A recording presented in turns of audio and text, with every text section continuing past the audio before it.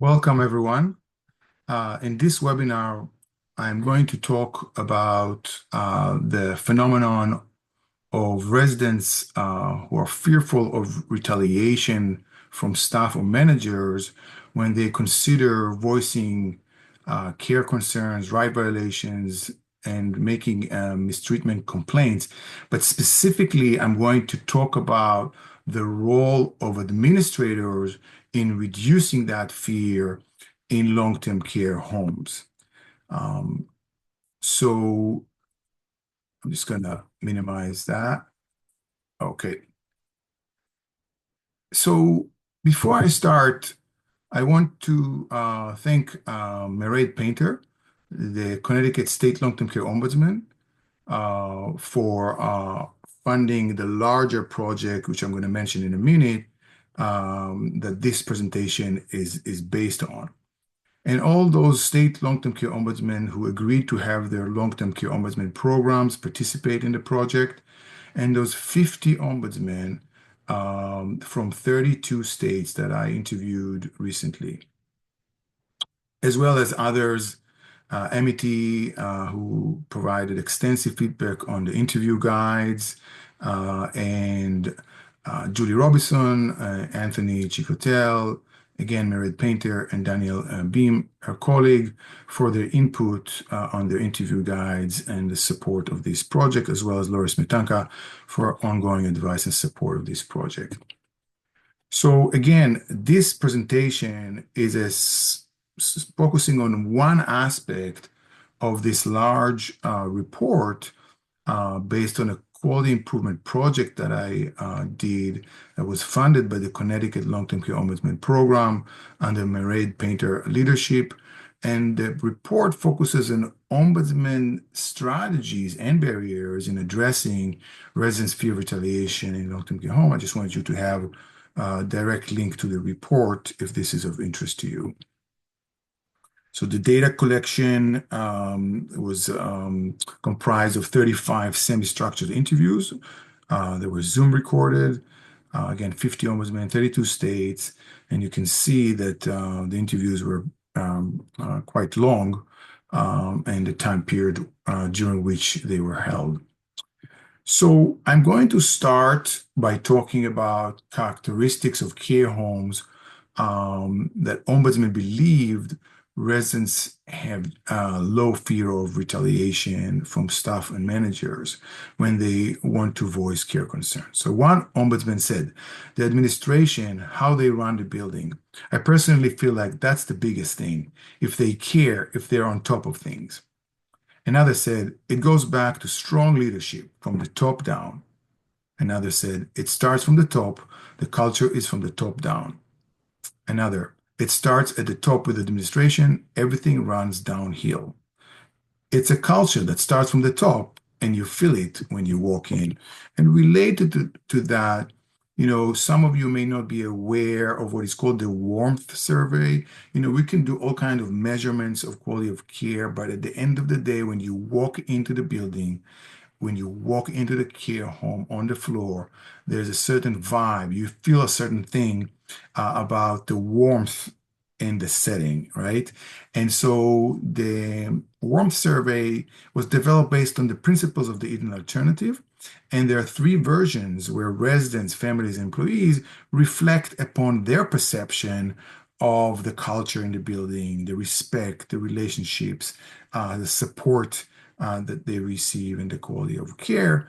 And the residents version includes a satisfaction survey and overall satisfaction with care. So I just wanted to point out this wonderful resource. Continuing with characteristics of care homes where ombudsmen believe that residents experience low fear of retaliation, they describe cultures that understand the value of the voice of the most powerless within the long-term care home are the ones that have the lowest likelihood of fear of retaliation because everyone is valued. They look at the resident as an individual. It's all about the resident. They implement person-centered care. Everybody believes in it. Their whole outlook is based on it.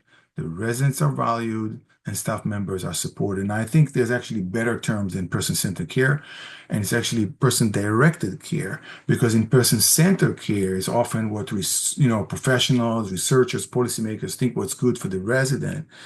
And in person-directed care, it's what the residents believes, what their values are, what their preferences are. And I think Dr. Al Power talks about that difference. Um, and also, Mairead Painter, the Connecticut State Long-Term Care Ombudsman, she actually encouraged folks to move away from the word residents and talk more about individuals receiving long-term care services and supports, focusing on the whole human being as opposed to the word residents.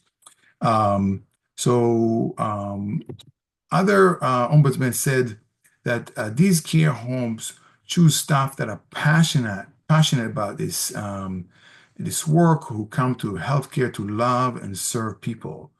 When you have that in the building where you have good staff, good morale, and the staffing ratios are 1 to 8 instead of 1 to 15, you have better outcomes. And I personally believe that in many cases, even 1 to 8 is not sufficient, depending on the composition of the characteristics of the residents and their care needs. For example, some settings have many residents with dementia and serious mental illness. And so, some of the best places in the country who can afford it actually have 1 to 3 ratios. And I know two examples of that in one state. Another ombudsman said if the leadership first respects their staff, then their staff respects the residents. Kind of a very, very foundational principle in all of this, right? Treating your staff well correlates to treating your residents well. And I always say the quality of care can only be as good as the quality of respect, dignity, support, guidance, and education that direct care staff members receive. So, Ombudsman described other characteristics. This is a place where the staff recognize that they work in these people's home. They are not living in their workplace. It is their home first, not a workplace first. And others said, it's not like in that magical care home, bad things aren't going to happen. Stuff is going to go wrong. It is people caring for people.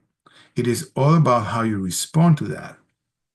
Another said about the grievance process, it is not seen as a negative thing.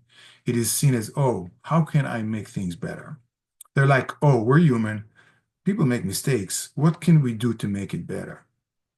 So just having this more positive viewpoint that it is not a complaint, it is a concern, something didn't go right. How can we fix it?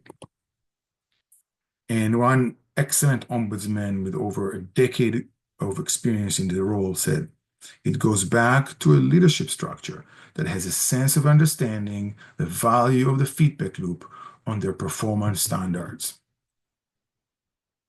Other characteristics, a series of other characteristics were described as not-for-profit. And of course, generally, ombudsmen believe that there is less fear of retaliation compared to for-profit care homes. And of course, there are exceptions.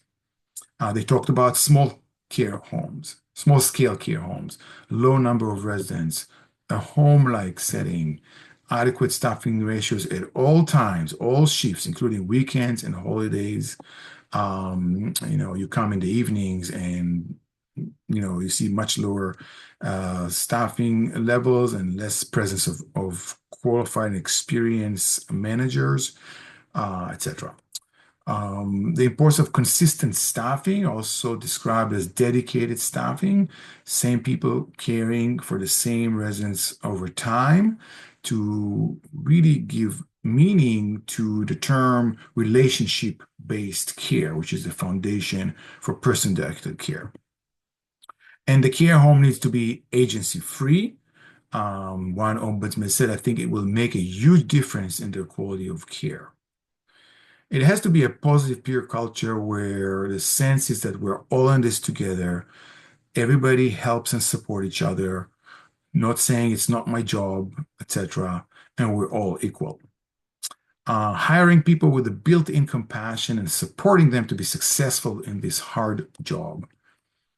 High quality of ongoing staff education, and this is from orientation education before the employee steps for the first time into the care home, whether it's in-service monthly educational sessions on pressing topic, uh, and I'm going to get to the third type in a second, but those educational session needs to be, for example, how to adequately care for people living with dementia and those living with serious mental illness.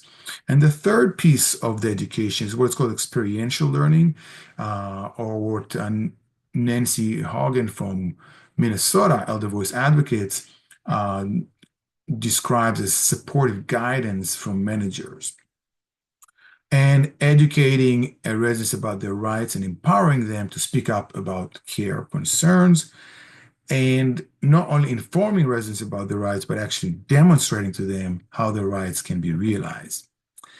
The culture has to be established, it has to be ingrained in a high standard of expectation for professionalism. One ombudsman said, I've seen the worst care home in my area turn into the best care home in my area just by a different administrator.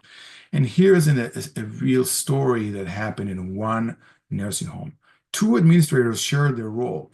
One was there 2 days a week, and the other the remainder days of the week. The ombudsman said, when I walked into this care home, I could tell which administrator was on duty. If the residents were happy and sharing information, I knew which one it was. If they were just backed off and not interacting with me, I knew who was on duty that day. Um, so ombudsmen provide uh, advice to new administrators. They said, be on the floor and know the residents. Okay. And her colleague added, the residents know that the administrator has their back if something happens. One very experienced ombudsman with over 30 years of experience, after consulting with her colleagues in her long-term care ombudsman program, talked about this special type of nursing home where they don't see residents fearing retaliation when voicing care concerns. And the reason has to do because the care home was showered by presence, support, attention, and help from people from the local church. The Ombudsman described it as a love of church, community, and family. We have found that there is no fear of retaliation in those homes because the community treats it as family. Even the staff, their family, they're taking care of their family. The community wants the care home to know that we support you in any way we can. These folks are in these care homes and they are volunteering. So they see what's going on in the community because they are there all the time. So we don't see any fear and they never talk to us about it. They are happy. As a side note, my project found that many ombudsmen believe that in general, and there's always exceptions and variation, nursing homes in rural areas have residents with less fear of retaliation compared to nursing homes in rural areas. And again, the underlying theme there was that it's the sense of a community fabric, that people know each other, and they know the residents better. There's more staff stability in the care home. Um, and so again, it goes back to a sense of supportive community. Uh, Another thing that came up is that no request is too small. And in one nursing homes, ombudsman told me that residents for Christmas, they requested an upside down Christmas tree and their wish was granted. Um, One ombudsman said, my favorite place, the staff were always giddy to see the ombudsman. They were like, we're so glad you're here today. If they welcome us, they welcome the resident. as opposed to the other places are like running away from me. They're like hiding from me. Another ombudsman said, normally when they see the car of the state driving up to the building, they panic. We're the bad people. We're the bad guys, referring to her and her colleagues as ombudsman representatives. Other characteristics, at this time, it's characteristics of administrators that ombudsmen believed are linked to residents' low fear of retaliation. It is open door policy. The administrators that get it right are hands-on. And when the administrators are out and about with residents, the residents feel so at ease. Another said, there's really isn't fear of retaliation, and it just works well when my administration is out there on the floor in the trenches with the staff, with the residents. They don't put themselves in a higher level, like that's not my problem. Another ombudsman said, if there is presence and active management, it's going to keep the floor staff accountable. And a staff member who saw an administrator helping out on the floor said, she's like us. I'm going to do better. Another ombudsman explained, the staff see the main person, that is the administrator, out on the floor and they're talking to residents. They don't want those residents saying anything to the administration because the administration is already out there talking to them. So they're going to be more on their game because the administration is on their game instead of the administration that's always in their office and they don't have contact with the residents. Another said, the administrator that deals with it well will go in and basically be there with the residents every step of the way. They are held accountable. Other characteristics of administrators that ombudsmen believed were linked to low fear of retaliation had to do with a leadership that has emotional intelligence. They see the human aspect of it, one said. They have empathy, they have compassion, and that shows in their staff. Also, they're constantly doing training for staff, right? They're constantly educating staff on a variety of care-related issues and best practices. The administrators that don't allow retaliation are seasoned, told me one state long-term care ombudsman. That is, they're more experienced. One ombudsman reflected on the importance of longevity of administrators and managers. When I talk about green flag care homes, I'll say one of the benefits here are that the director of nursing has been here for 20 years. The administrator has been 15 years. The social worker has been here for 10 years, and that's a huge benefit. Another ombudsman said there's a difference if the administrator has a social work background or a business background. But then she qualified it. I have very good business-minded administrators as well.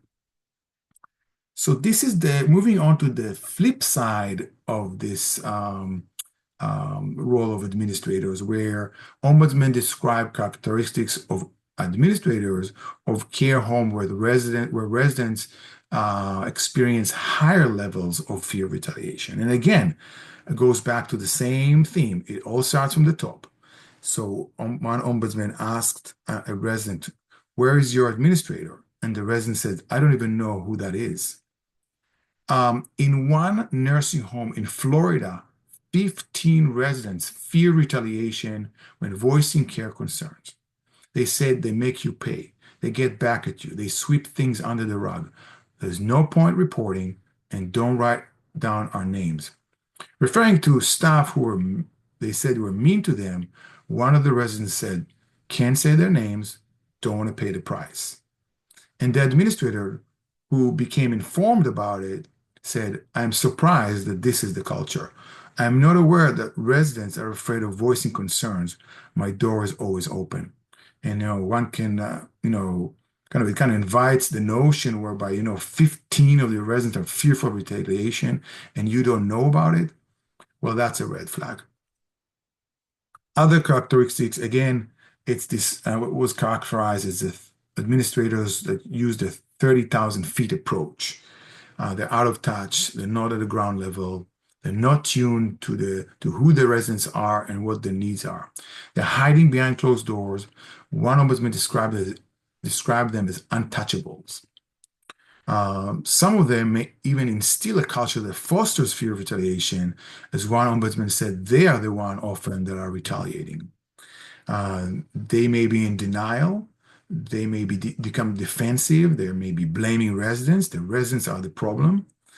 One ombudsman said, administrators that don't want us in the building and don't cooperate, that's where you'll find more fear of retaliation. They may have lack of responsiveness to concerns and complaints. As one ombudsman said, you get nowhere with them. And a state long-term care ombudsman told me they don't even know how to run a nursing home, or it's a new administrator that can't run a home and staff aren't afraid of it. Now, of course, there's wonderful new administrators as well that could be very compassionate, dedicated, and professionals. Another ombudsman talked about the distinction she sees between business degree graduates, that is, administrators with business degrees, as opposed to those with more health and human services background. And of course, there are exceptions. And then they talked about high turnover among administrators. And one of them described it as the recycled awful ones, right? That you're a poor performing administrator, you're being fired, you cross the street, you cross town, you go to another state, you start working in another nursing home, the recycled awful ones. But she said, I know them all. I know them all. Um, and and Ombudsman talked about also the revolving door of management, with instability among managers that destabilizes the care practices in the care home, that shifts the place away from a relationship-based care. One administrator said, I don't know what the problem is. So the ombudsman told the administrator, you want to know what the problem is? Your door needs to go off the hinge. But sometimes it's not really the administration that is the issue. It's the ownership, right? It's the people that they report to. It's the people that call the shots in terms of what resources will and will not be on the floor, whether it's staffing levels, training, hiring registered nurses, how much they invest in the meaningful engagement program for residents, etc. So the same ombudsman said more often it is the culture of the corporation than it is that particular person. We have to remember that some administrators do not have, practically, they don't have the authority because it's the corporate office or the ownerships, the owners who call the shots. We've seen that. Another ombudsman talked about what she described as absentee owners. These are owners from other states, or the corporate office is 300 miles away. Okay. So in this short presentation, I tried to kind of at a very high level outline two roadmaps, two pathways that administrators can take if they are committed to the dignity, well-being, and safety of the people their care homes provide care and support. And if they are serious about reducing residents' fear of retaliation, threats of retaliation, and actual retaliation against them. So I'm asking, as an administrator, which one will you choose? Which roadmap will you choose? So I want to thank you for joining me today. I hope you found it useful. You have my email on the first slide, and I'll be glad to continue the dialogue about this important topic. So thanks again, and have a good day.